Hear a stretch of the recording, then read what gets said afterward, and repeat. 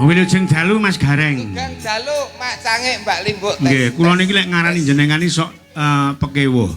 Napa? Palur napa Karanganyar napa Wonogiri Anu. napa Karangpandan Sing terdeteksi alamat terakhir ngoten mawon. Silir. Silir. Silir ki nggon begenggek kok silir. Lah sapa ngerti lek wis hijrah rono wong jering olah kali kaya lintang alian e. Gareng kok toroso bos silir iki wong rono pisan ya ngeterke dalange kok dadak. Sapa sing ning silir? Sak niki Pake. Halah, aku ra adoh-adoh. Endi? Baladewa enek. Iki. Ha ki ngopo to nek adoh-adoh ki? Ayo menawa golek sing mencep. Lho, ora tegese awake dhewe nalika ning silir ning Baladewa kan bukan semata-mata itu cari hiburan ki ora. Ning awake dhewe kan didapokke sedina sebagai dewan statistik. Nah, ngono. Ya. Dewan statistik kok teko dinti. Wah, alamat sing terdeteksi terakhir sakniki kula Bloko Suto, Blak Kotang terus terang hijrah wonten kota Gaplek Wonogiri, Pak. Wonogiri. Dadi wis ora neng Palur, ora neng Solo, ora neng Karanganyar, sakniki pun enten Wonogiri. Jadi bojone wis ganti apa ya sik panggah kae? Omongane ya sih lambene iki. Ya Wonogiri iki bojoku. Lho ora teges iki ning Wonogiri sing wis ping pira? Lah aku ki rabi ki ping pisan. Oh pisan. Pisan neng Palur, pisan neng Wonogiri. Ya Pisan neng Palur, pisan neng Wonogiri. Ha iya, muga iki kanggo selawase. Niki pun terakhir niki kurban sing terakhir niki. Ha iya, wong iki lek nuruti karep ora nek enteke. Lho. Oh, jenenge wong alangan nok, Pak. Loh. Alangan. Alangan yo alangan, ning lek bisa dikendalikan. Ya wis ora kurang-kurang sing mengendalikan. Panggah pedhot. Pandah pedhot kok. Bablasno. Lah, diloske ngono ta? Loske. Loske. Wong lanang kok. Lah, kula ping pindho. Pertanyaane Pak Minto sampun kaping pinten? Pisan. Pisan. Pisan pundi? Sing ping pisan alangan. Lah, wong ya anak baru juragan padha kok dadakan. Wong keluarga bubruk ngene iki lak ya padha wae. Iya. Ing ngaturke kawilujengan Mas Gareng kageng ingkang mengku gati pun Bapak Sukirno Bu Mutiah. Pak Sukirno Bu Mutiah. Bu Mutiah nggih matur sembah nuwun sungkem bekti kula katur saged sowan wonten Bedali mriki malih. Niki resepsi pernikahanipun putra-putrane panjenenganipun Bapak Sukirno. Nggih ta Pak nggih? Ya. Pak Sukirno. Pak Sukirno. Ingkang tas kundur saking Taiwan. Nah, terus menikah niki. Nek Bedali iki malah jano ki kula ki wis ping pindho iki, Pak.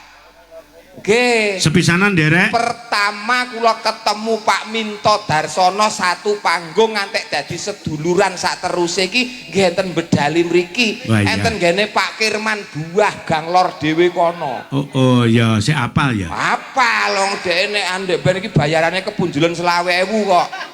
Hah? Kepunjulan 20.000 Pak Kirman sing maringi kula. Oh.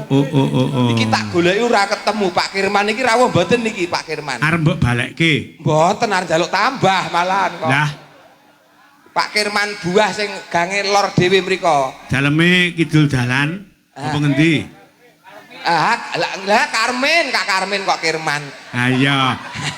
Pak Kirman kuwi adine Pak Karmen ngono. Karmen duwe kanca Kirman. Iya. Karmen Buah. Wis pokoke tak eling-eling ki mung nggon buahe kuwi men karo wonge pokoke ireng ngono pokoke wonge iki.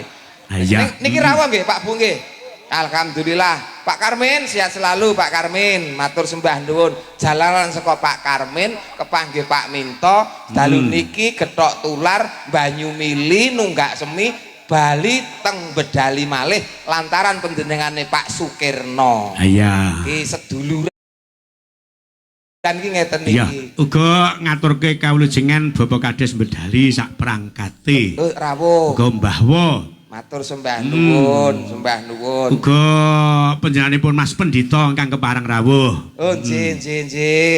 Mugi Gusti tansah berkahi kulawarga Bapak Ibu Kirman Bapak Ibu Kirno ingkang mangkati. Ya sak ora-orane didongake temantene ben dadi temanten sing nganti kaken-kaken ninen-ninen cara persine gareng Wonogiri iki piye nadyan tok wis rabi ping pindho ning dongamu aja nganti melu kaya dapurmu.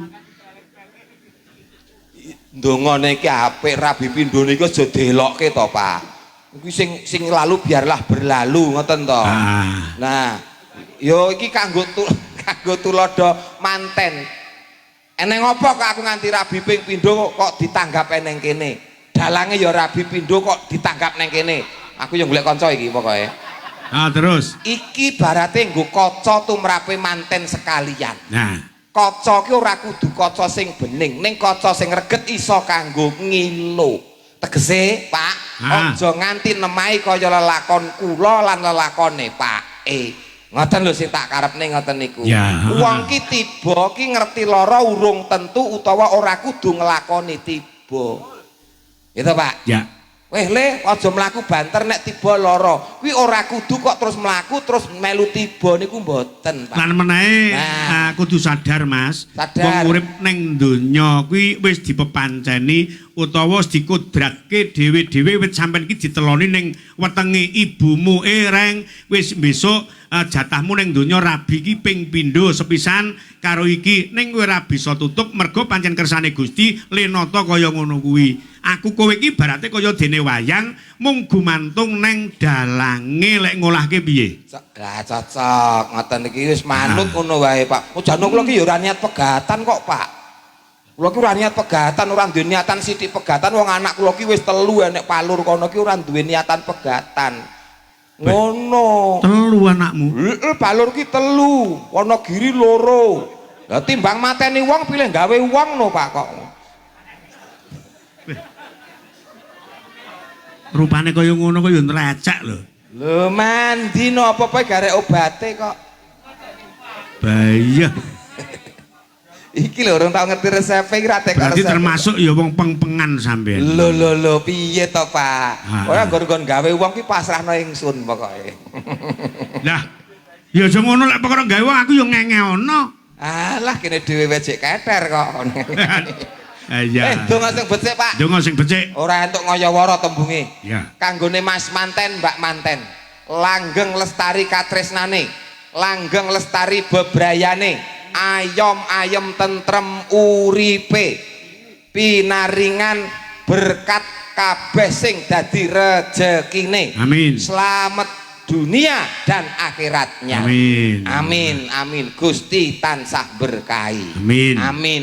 Monggo dongane wong melek kuwi cok dikabulke karo Gusti Allah. Nggih, ini termasuk pamriksa sing ribuan pecinta Pak Minto Darsono. Niki ya ora mung sekedar nonton wayang, Pak. Niki turut serta mengamini doa niki. Tegese niki sedaya sami bela tresna kalih keluarga Pak Kirno. Nek Kirno. Dadi nderek nyengkuyung bareng-bareng donga bareng-bareng kanggo ingkang mengkugati uga kanggo temanten sak kloron. Leres. Iya leres. Iya. Leres. Penyanyi angger kangen karo aku ngene iki kok senenge. Pak nyun pangapunten mumpung kula kelingan. Niki wonten dawuh saking Pak Kirno kang mengkugati. Ngersake gelar wayang dalu niki ya prentuling manah, prentuling ati pinangka nadare. Mula wanci limbukan niki panjenengane Pak Kirno badhe nyuwun wekdal kangge ngluwari nadar, Pak. Nadar. Ngoten. Kupat luar apa nadar apa jenenge ngoten nika. Sing penting sakwise diluwari ki mengko aja nganti ana wali nagih janji, danyang nagih utang ngono. Ora ana dewa kang mutangke jalma kang keputangan. Ya. Sah sampurna wengi niki. Ngoten. Badhe tindak panggung ya, Pak. Ya, monggo lek ditimbali Mas Gareng biaripun ingkang mengkugati. Pak Kirno nggih. Nggih. Pak Kirno kaslian kulawarga monggo kula aturi tindak pepanggungan kepareng mentaraman yo wari punagi utawi nadanipun kasih jalan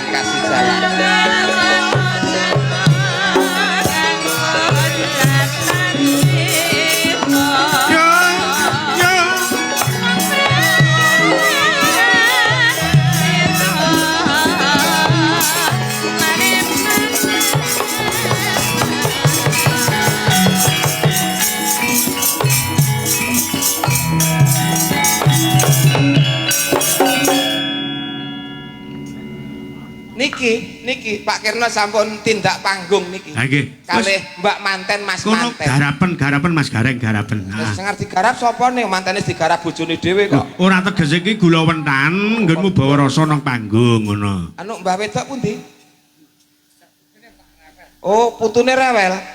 Anu kek nggen anu parkiran kunci gondok mawon, Bu. Oh, dituru-turu sik. Oh, nggih. Jana mau kan gendong niki, kayak kan ngemi niki malah pun anteng niki Pak. Niki anu cek, halo, miki diasta Pak Kirna. Leres nggih Pak Sukirno. Nggih. Kaguk ngadi anu rada cedhak. Pak Sukirno nggih. Nggih. Anu kagungan nadar, punagi. Nggih. Napa nadare napa kersane disekseni tamu. Kersane jelas panjenengan paring dawuh Pak Kirna kok pengin nanggap wayang wekdal anggenipun netepi darmane wong sepuh niki pripun ceritane pripun ceritane piye penggaliane jenengan ki piye pangrasane riyen ki piye ngoten lho mongko niki ragate ki larang apa rae maneman ngono lho nggih sebabe napa ndek ben ki kepingine napa ngoten nggih cerita gentosan karek kita ya dagelan niki ketok monggo nggih nuwun sewu nggih aja sewu to saderengipun matur niki cerita sekedap. Nggih. Rumiyin ngapunten, mboten sah sekedap. Suwe ora apa-apa wong niki sing bayar sampean wis. Los mawon, Pak. Nggih. Miki laget caket kalian nuwun sewu tutuk ngaten nggih ngendikan gen jelas Pak Kirna. Nggih nuwun sewu nggih saderengipun anak kula lunga. Lah niku kula cak ningali wayang. Nggih. Niku enten dayeng. Nggih. Dalange niku keng balapan. Tapi Pak Yanto, tapi kula cerita sekedap iki ngono gamelan iki gamelane mbae lho ning biyen. Terus anak kula matur kalih kula. Anu Pak, aku lek iso nyambut gawe lamun Gusti berkahi aku besok nanggap wayang ngoten. Ceritane ngoten Pak. Nggih. Nggih. Lah sak cerita mekaten nika kala wau Gusti Allah ngijabahi saknika dileksanakaken kanthi pratandha nggih menika kupat luar nggih menika. Mboten nalika semanten mirsani dalangipun Pak Yanto saking balapan. Saking balapan. Kok mboten nanggap Pak Yanto? Kudune nanggape Pak Yanto balapan. Nggih. Tapi kan seje to Pak niku. Lah maksudnya piye? Maksudnya ceritane kan ngeten lek saged benjing nyambut gawe niku nanggap wayang kan mboten ngomong neda. Oh cacak. Iya. Dadi intine Pak kepinginane saka panjenengane Pak Yanto, Pak Kirna. Dalange lho dalang. Heeh. Dalange kepinginane kuwi ngoten lho. Terus ning apa tegese iki nadare nek nyambut gawene lancar arep nanggap wayang ning ora ngarani dalang sing ndek mben kae. Oh. Sebabe napa kok pilihane jatuh ke Pak Minto Darsono? Lah niku lah piye? Lah niku anu napa niku pun di anu kalih anak kula. Iki cedhakno. Anak kula. Nah, sing ngersake mantene. Heeh le. Nggih. Lah sebabe apa kok ngersake Pak Minto Darsono? Kok ora anake wong bagus anake? Sebabe remen. Oh, remen. Saiki perlu ada segi penggenaan. Tegese remen niku remen kalih dalange napa remen kalih panjake? Nah, remen ki akeh lho, Dik. Mergo keluarga besar Pak Minto ki ana sinden, ana pengrawit, gitu, ana tukang usung-usung alat sound system campur sari. Lah, termasuk bojone aja, Cok. Pendalangane lho, Pak. Wong saya tak tekoni anake kok Pak Boten ngopo. Aduh. Seneng napa nih Mas? Seneng napa? Wow. Apa nih kabeh? Nggih. Termasuk bojo-bojone ya seneng. Nggih. Mboten, Mas, Apa? Mas. Mboten seneng kali sindane blas. Lho. Alah, ampun selak lho. Goroh niku mboten apik. Aja. Ampun Pokoknya mboten tetep- usah bebas mawon. Kula yakin kok.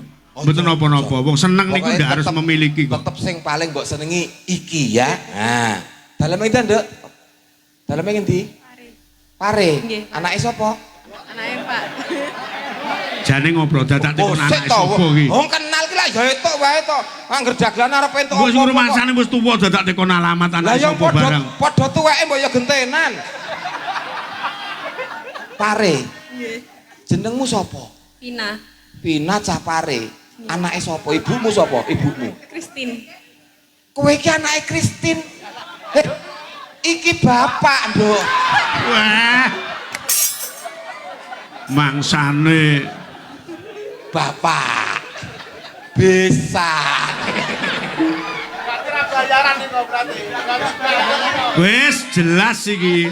Nduk, temanten krana garang ki Pakmu, Apa? Pak Kirna krana garang niku besan, niki mengke mboten usah dibayar. Nah, Orang.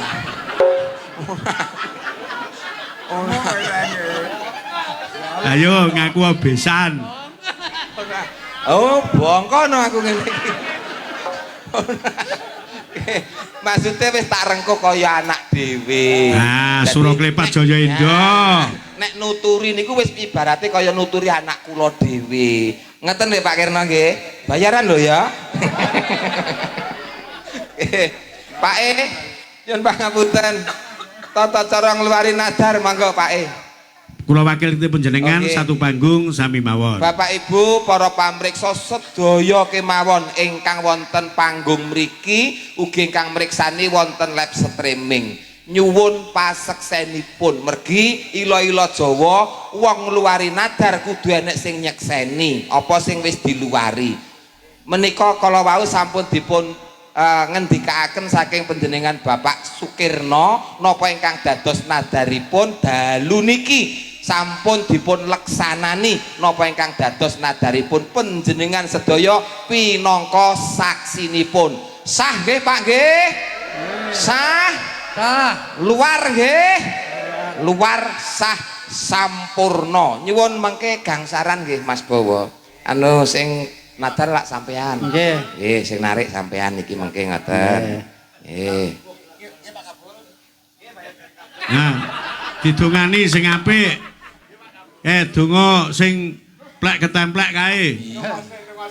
Ayo, Kaya sampean ngerti nek aku tukang dongake. lo ngerti. Nggih. Yo, didongani kae Ben Abdul. Nggih. Gusti lantaran menika kula nyuwun rahayu sedayanipun luar menapa ingkang dados punagi nadaripun Dik Adi rawe-rawe rantas malang-malang tuntas sah sampurna boten wonten dewa ingkang mutangaken jalma ingkang keputangan dalu punika dipun sekseni sedaya para pamriksa lan kulawarga Sekar Gadung sampun sah rawe-rawe rantas malang Sik. Sing plek ketemplek lho. Komplit. ayah ana dhewe Nah, sing iso kono e. Surabdol iki sing komplit. besan Besan. Pamitan. Ayo. Kok dadakno kanthi dipun luari nadar menika Mas Adi anggenipun bebrayan ayom lan tentrem sedaya memala saged sirna entek ketamplek kendang kintir kali kesintir kecemplung kedung kali bengawan keseser werambles ilang musna kecocok-cocok tunggak kayu jati Donaloyo tulak sawan Bali keluarga Mas Ade Pak Kirna sakdun sakturun lan kabeh warga masyarakat Bedali sehat walafiat ana sing masuk angin bar diluwari nadare pinaringan sehat ana sing lara bar ditanggapke Mbah Minto pinaringan sehat saka kersane Gusti ingkang Maha Agung paribasan ketemu jodoh tombone gampang ditaplinjet mampet dibrudur ngopet king sep sauri sarem lerem tuncepi lombok abang ilang demit ora ndulit setan ora doyan sodo kawak sapu gerang godho mendak sengkala nyimpang rawe rawe rantas malang malang tuntas.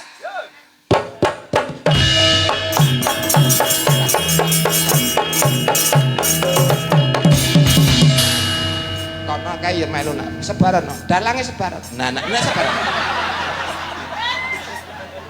Nggih. Iku sing ngleksanani nadare.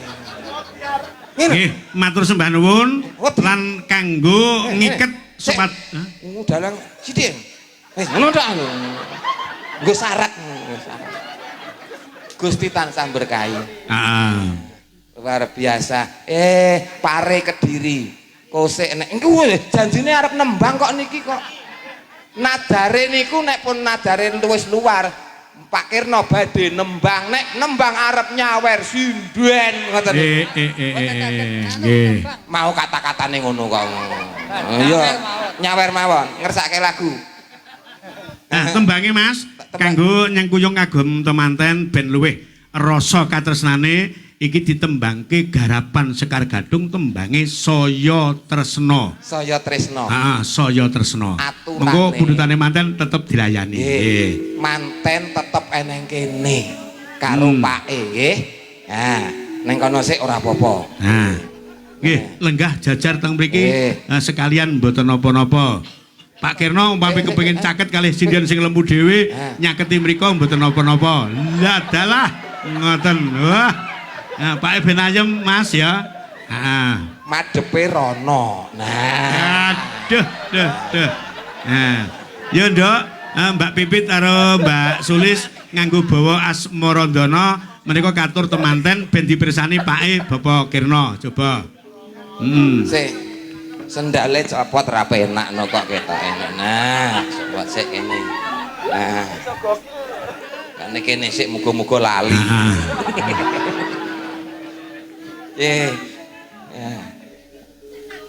Niki karo lenggah mawon, Pak. Nggih, karo lenggah. Pak Kirno ben ayem. Wis ben ayem. Manahipun. Majeng mriki, Pak, majeng mriki, majeng mriki. Kalih sing nang omah pripun? Beda. Beda. Bedane mriki dipoleh kira. Sing enten omah boten dipoleh to, Pak. Lah. Ya, kita enom-nomane yang gledis kita. Nggih. Pun merdeka mawon badhe Jenengan lek pirsa teng griya kula lek cerita, wah jaman senom ngene-ngene nggih. Lho, cerita remas. Wah, sakdereng kenal Bu Mutiah niki jare pacare iki cerita sedaya. Lanange jagat kok. Iya. Baguse jagat kok. Piye to? Ya, Nduk. Arem-aremen Bapak Kirno nganggo tembang Asmarandana, bablas kanggo temanten tembange Saya Tresna. Aku tak jagongi anakku sik. Ngaturaken wilujeng dalu, Bapak. Nggih. Panjenengan kok lenggahe ten mriki tapi nyawange ten mriko. Mangga dipun wangsuli jaman ngendika. Malah gadah mripat lho. Oh ngoten. Nek gadah mripat berarti saged nyawang mriko-mriko nggih. Nggih. Nuwun sewu Pak Kirno, pun to lekne ibaratipun cara tembung mentereng kesinge kenging sepuh nggih. Awak boleh sepuh, tapi jiwa ngen-ngen tetap harus muda. Umur 24. Tembunge tuwa-tuwaning klobot. Heeh. Dhuwur tuwa ngesor modot. Waduh. Iya. Tembunge ngono kuwi.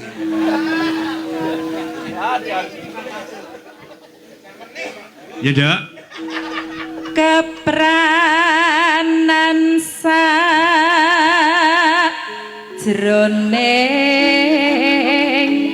ati. Gila. Nanggap wayang bisa menikmati ki satu-satunya selama 42 tahun saya ndalang tasih Pak Kirno niki lho. Nggih. Tenan kok.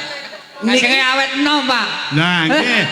Untung kok niki ki sing nanggap. Anake tambah umur niki. Nah, iki lho. Elok tenan. Lah iya. Sampeyan yo sampun pinten to, Mbah? 65. Swidak 5 cek gagah ngeten niki. Pipise cek lancar. Kuala Biayaan, Mas. biayaan gareng. Yo. Sing salah sing ndokok susu. Ndokok susu kok neng kono. Susu ki neng kene. Pun kersane Pak, kula mawon Pak pun kersane Pak. Kersane. Ya Allah. Pun lho Pak Kirno, sampean anu mirsani sindene niku lho Pak. Sampean Ye. mirsani. Nah, pun.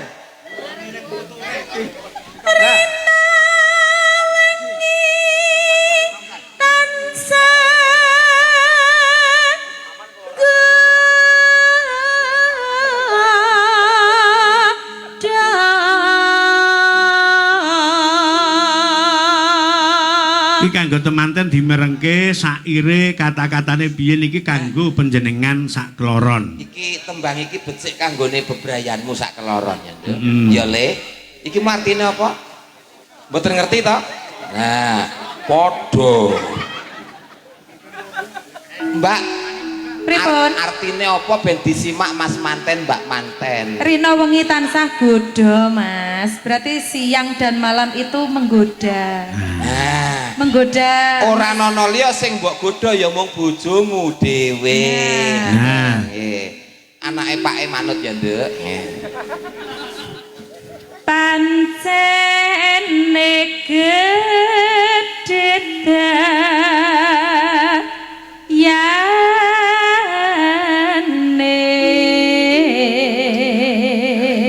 dayane. Dadi setrume temanten lanang, temanten wedok iki gedhe banget. Gedhe dayane iki tumrap katresnane ngono lho, Pak. Heeh. Ngono. Suwe-suwe saya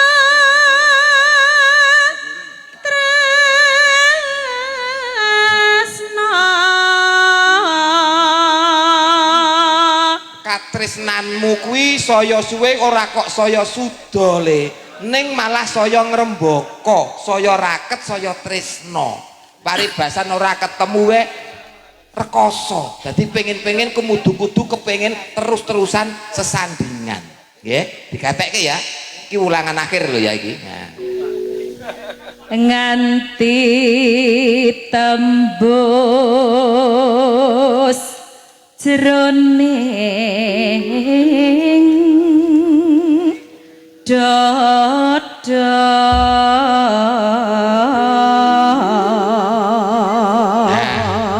Oh, artine sego teko.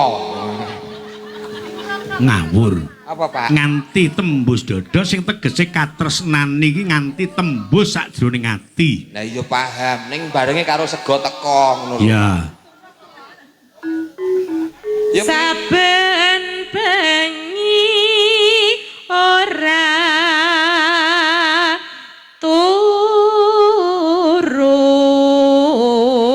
turu. Jadi aja nganti turu iman-iman manten anyar iki lek ben-bengi turu iman-iman. aja turu ya. Heeh. Maneman. Kok ndak dirubung laler, maneman. Kelingan mani ing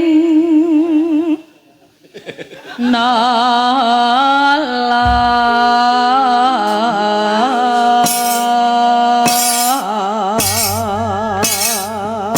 Sawetawis lenggah wonten mriki wau panjenengan ingkang pun pirsani bagian pundi?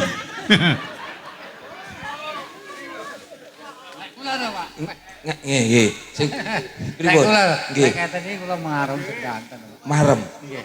Sedanten loro-lorone. Nggih, sedanten iki. Oh, kabeh. Lah mengke lek namung kalih sing niku mbok. Oh, iya iya iya. Berarti bener Pak, bener. Berarti nom-nomane gledis tenan bener-bener. Ya, Kabeh. sing loro dhisik nembang langgame Terus? mengko pupuh kedua sinden papat utawa lima ngadeg sing nembang duet ana ngisor. Lah Pak Kirno, Pak Keno kersane mirsani ngadeg monggo jumeneng monggo lenggah nggih nderekaken. umpama Pak Kirno pareng beksa. Entuk joget ya oleh to. Oke. Ah. Oke. Pupuh kedua diganggu gonggominan cengkal Tulungagung Tayupan. siap. Mengko lek Pak Keno ngersake beksan Tulungagungan Pak Kirno tampil. Iya. Ya, oke. Siap nggih Pak Kirno nggih? Pak Kirno siap nggih, Pak Kirno, Pak siap nggih. Nggih, Pak Kirno siap nggih. Nggih ra ketang uga-ugi, Pak. Nggih. Nggih niku sing apik uga-ugi dhisik niku. Kula lajeng nembang nggih uga-ugi sik lho, Pak. Maksa iso wangsulan terus. Kita. Ya nduk ngadeg sing loro dhisik utawa sing telu ya mengko bar sak pupuh lenggah ganti sing papat jumeneng ya. Nggih. Cek. Kaya wong kang nandang wayang saben bengi kamong layong merana mrene tansah bingung nganti kaya wong kang kumprong nyata pancen wis kabranan nganti rame kereke kahanan bata-bate labuhi katresnan waton bisa kasembatan pancen abot yen to nganti ra nyawang merga ana sing tansah disayang rambedake wadon napa lanang jroning ati mung tansah gawang-gawang senajan